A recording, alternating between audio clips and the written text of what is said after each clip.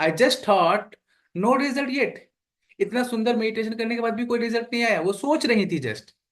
Bye evening at 7 o'clock I just told to my daughter go tell sorry and finish it. She did not argue, went and told sorry to her dad.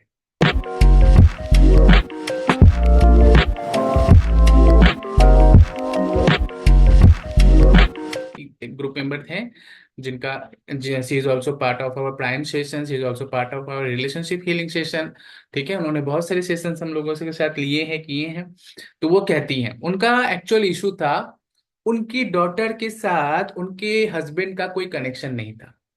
यानी daughter और उनके husband के बीच में कोई connection नहीं जमता था, और इसको लेके वो बहुत परेशान थी। वो लिखती हैं डिटेल में, आइए देखते हैं। Thank you, sir, for the 30 days healing session. I am sharing my relationship success story. My husband and my elder daughter had an argument and were not talking to each other from past 1.5 month. यानी 1.5 महीने से माँ बाप बेटी में कोई बात नहीं हो रही थी। बाप बेटी में एक दूसरे के साथ, आप कह लीजिए, आर्ग्यूमेंट चल रहा था, जिस वजह से दोनों एक दूसरे से बात तक नहीं कर रहे थे, बंद हो गया था बात करना। It was for some silly matter. Silly matter में छोटी छोटी बातों पे ऐसा हो जाता है। I was feeling very bad as the house was so silent.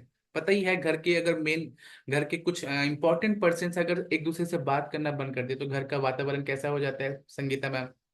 Right, आपको पता है ना? घर में सब चुपचाप लगता है, साइलेंट साइलेंट लगता है, एक दूसरे से कोई बात नहीं कर रहा है, कैसा फील होता है? राइट। तो उनको वैसे ही फील हो रहा था। So I told my husband just forgive her and start speaking. No, he said no. वो क्या कह रहे हैं? नहीं, मैं तो नहीं करने वाला। ठीक है, I won't speak to her. Then I went to and daughter and told tell sorry to your dad and start speaking. She also did not agree. यानी ना बाबा मानने को राजी है, ना बेटी मानने को राजी है, दोनों एक दूसरे से खफा खफा है, और ना दोनों एक दूसरे से बात करने के लिए तैयार है। आगे देखिए क्या होता है। As a mother I was worried. होना ही चाहिए, आप भी रहते हो वहां तो आप वरीड हो, फील करते हैं, right Sangeeta ma'am? Somehow I knew everything will be healed. Yesterday it was 29th and after our amazing meditation, I just thought no result yet. इतना सुंदर मेडिटेशन करने के बाद भी कोई रिजल्ट नहीं आया, वो सोच रही थी just. By evening at 7 o'clock I just told to my daughter go tell sorry and finish it. She did not argue, went and told sorry to her dad. Okay, and within 2 minute everything was okay. सोच के देखें, 1.5 महीने से जो चीजें चल रही थी आर्ग्यूमेंट में, 2 मिनट में ठीक हो गई, है ना? सिर्फ माफी मांगने से 2 मिनट में 1.5 महीने का कहानी फिनिश, स्टोरी खत्म, है ना?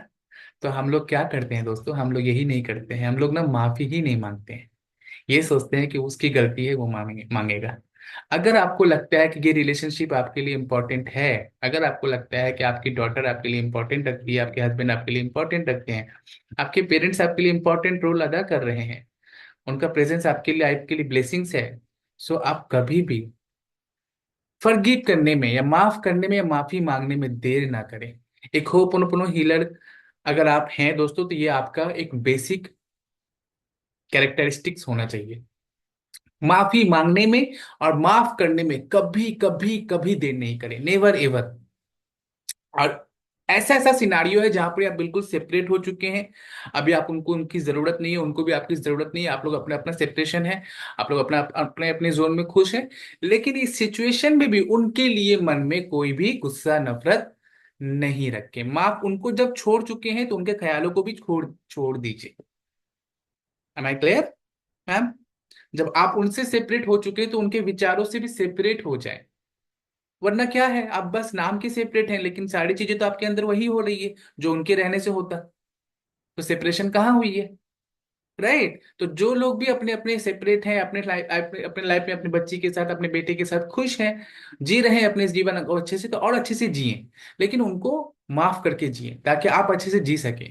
अदरवाइज आप नहीं जी पाएंगे सही से, आपको लगेगा आप फ्री हैं, लेकिन आपको उनकी बार बार वो चीजें बात दिमाग में आएगी और आपको तंग करेगी। तो देखिए कितना प्यारा स्टोरी है ये, प्यारा सक्सेस अमेजिंग एक्सपीरियंस है। ठीक है। और वो कहती है कि 2 मिनट के अंदर सब कुछ ठीक हो गया। Both of them are talking to each other happily, and are all was are also actually. ठीक है। और ये सारा कुछ कैसे हुआ? Just practice, practice and practice. वो हमारे 30 डेज होपन हीलिंग सेशन की मेंबर रही, एंड 29th में जाके उनको रिजल्ट मिला। ओके।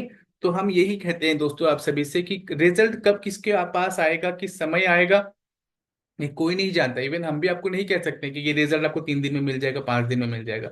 वो कहने के लिए लोग कह देते हैं, इवन हम लोगों ने भी बहुत बार कहा है, बट एक्चुअल रिजल्ट कौन देगा? हम देंगे आपको? नेहा मैम देगी? कोई और देंगे? No, कोई नहीं देगा। रिजल्ट आपको आपका विश्वास देगा। विश्वास क्या है? विश्वास क्या है? विश्वास अपने परमात्मा पे आस है। जो परमात्मा में आपने आस रखा है, आशा रखा है, वही विश्वास है। परमात्मा पे आशा रखना को ही हम लोग विश्वास कहते हैं। तो परमात्मा में जिसकी आशा, जिसकी श्रद्धा जितना स्ट्रांग है, उसकी विश्वास उतना स्ट्रांग। और जिसका विश्वास जितना स्ट्रांग, वो अभी करेगा, अभी उसको रिजल्ट मिल जाएगा। ठीक है। कभी कभी प्रोसेस करते करते करते हमारा विश्वास बिल्ड होता है, ग्रो होता है। That is the reason things taking time. ठीक है, चीजें सॉल्व होने में टाइम लगती है। बट इसका मतलब ये नहीं कि चीजें काम नहीं करी। इसका मतलब ये है कि आपका विश्वास बढ़ रहा है, स्ट्रांग हो रहा है। और उस मोमेंट तक स्ट्रांग होगा। जब तक नहीं हो जाता तब तक आप उस रिजल्ट को, डिजायर्ड रिजल्ट को अचीव नहीं कर पाएंगे। आप समझ रहे हैं मेरी बातों को?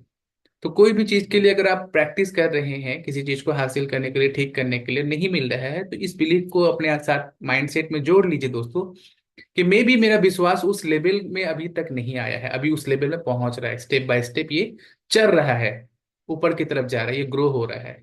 मेरा विश्वास ग्रो हो रहा है। तो अपना माइंडसेट को ऐसा रखें।